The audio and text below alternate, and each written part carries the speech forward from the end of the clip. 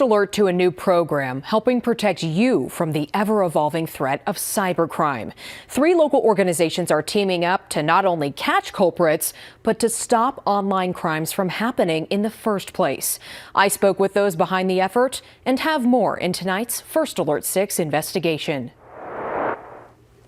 This isn't your typical server. I've always had a knack for the technology piece growing up, from dial-up computers all the way till where we are now. Lieutenant Kyle Persifield uses specialized technology to process digital evidence for the Sarpy County Sheriff's Office. Really, a lot of the crime that we deal with, if we peel back the layers, have some cyber component. It's a matter of us identifying that that is actual evidence that exists and knowing how to preserve that and obtain it in a sound manner that we can then present in court later as evidence. In the last decade, they've nearly tripled the number of devices processed in investigations.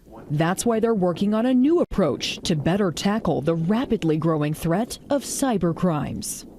So for us, it's really just trying to keep up with the technology. That does take resources, takes money, it takes time. In a growing county like Sarpy County, that can be difficult, but our agency is very committed to trying to stay on top of this. The Sheriff's Office is collaborating with UNO and Heartland Family Service to create a community response team with a new $500,000 grant from the Department of Justice.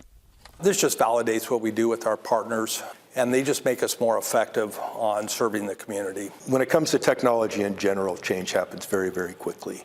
Before becoming an associate professor, Dr. Kerry Ward was a police officer. He's one of the experts from UNO who will develop digital forensics training for law enforcement.